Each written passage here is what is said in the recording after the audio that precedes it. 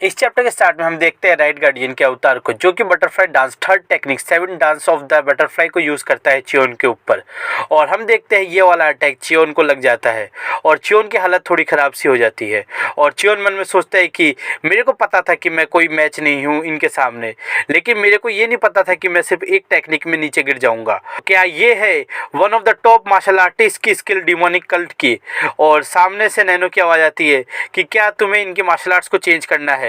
और चियोन कहता है कि नहीं, और बैटल फिर से स्टार्ट होता है। और राइट गार्डियन का अवतार कहता है कि क्या तुम्हें फिर से ट्राई करना है? और इस बार चियोन प्रिपेयर करता है एब्सोल्यूट टेक्निक को राइट गार्डियन के खिलाफ यूज़ करने के लिए। और उधर से राइट गार्डियन का अवतार भी चियोन के ऊपर अटैक कर देता है और ये दोनों आमने सामने होते हैं। और हम देखते हैं कि इन दोनों की फाइट जोरों शोरों से चल रही होती है। और फाइट के बीच में कुछ मोमेंट्स होते हैं जब चियोन राइट गार्डियन के ऊपर भारी पड़ रहा होता है। देन वो बोलता है कि यही है मौका, द फाइनल मोमेंट। और ये वो अवतार भी देख लेता है और वो इस फाइनल मोमेंट से बच जाता है और चियोन के ऊपर अटैक कर देता है। और चियोन फिर पीछे जाके गिरता है और सोचता है कि क्या मैं अभी भी बिल्कुल मैच नहीं हूँ सेंसे से इस एब्सोल्यूट टेक्निक के साथ भी। लेकिन जब वो ऊपर देखता है तो उसे दिखता है कि राइट गार्डियन के अवतार पर शॉर्ट ट्रेसेस होते हैं, जिससे पता चलता है कि चियोन के बहुत से अटैक उस अवतार को हिट हुए हैं। फिर वो सोचता है कि ये जो फाइनल मोमेंट था वो भी हिट हुआ, लेकिन ये सब बहुत स्वैलो है और मैं कोई क्रिटिकल हिट नहीं दे पाया। और ये हम दोनों के बीच का डिफरेंस बताता है।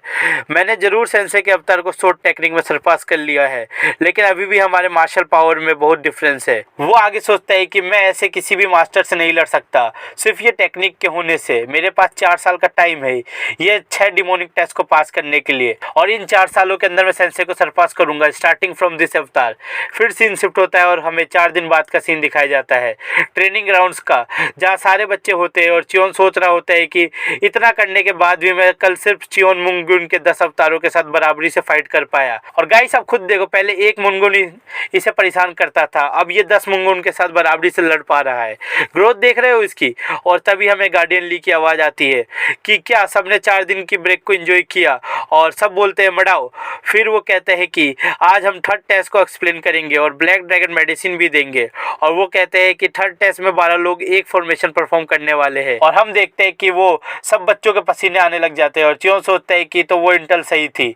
फिर गार्डियन ली कहते हैं कि मिनिमम रिक्वायरमेंट इस टेस्ट की वो ये है कि तुम्हें एडवांस मार्शल पावर्स आना चाहिए। और वो आगे कहते हैं कि ये बिल्कुल बेसिक है स्वॉर्ड डीमन स्वॉर्ड फॉर्मेशन को, जो कि मेन ब्रांच प्राउड करती है, the secret martial arts book for advance martial arts, the 7 demon sword.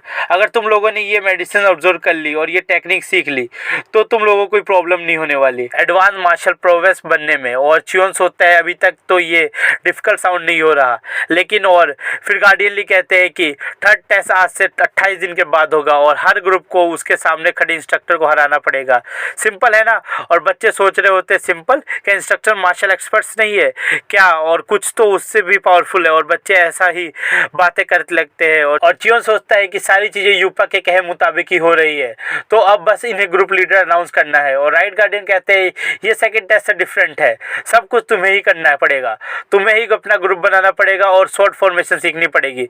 तो अब मैं सिलेक्शन प्रोसेस बताऊंगा ग्रुप लीडर्स की, फिर सीक्रेट बुक और मेडिसिन दे दूंगा। और चियोन सोचता है कि क्या ग्रुप लीडर ग्रेड से नहीं चुने जाएंगे? और गार्डियन ली कहते हैं कि तुम्हें ये 17 इंस्ट्रक्टर दिख रहे हैं, जो इनसे नेम टैग ले लेगा 7 दिनों में वो ग्रुप लीडर बन जाएगा। और सारे बच्चे पैनिक हो जाते हैं और कहते हैं कि यहाँ 207 बच्चे हैं, 17 ग्रुप लीडर यानी कि 3 बच्चे तो डेस्टिन थे के खोने के। और बहुत सी बातें होने लग जाती है। और गार्डियन ली कहते हैं कि तुम पैनिक मत होना, ये लोग अपनी स्पेशल टेक्निक यूज नहीं करेंगे। और बच्चे कहते हैं कि ये हमारी प्रॉब्लम सॉल्व नहीं करता है, ये कोई डिफरेंस थोड़े बनाने वाला है। और चियोन सोचता है कि मैं समझ गया, ये इतना सब इस टेस्ट को डिफिकल्ट बनाने के लिए कर रहे हैं, क्योंकि 7 दिनों में कोई ये टेक्निक नहीं सीख सकता और ये चाहते हैं हम डेस्परेट हो जाए।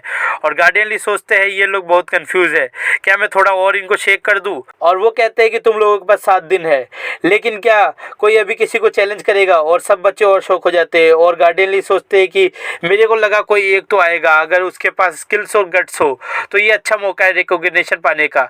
हाँ, लेकिन अगर वो हार गया तो इसका अपोजिट हो जाएगा।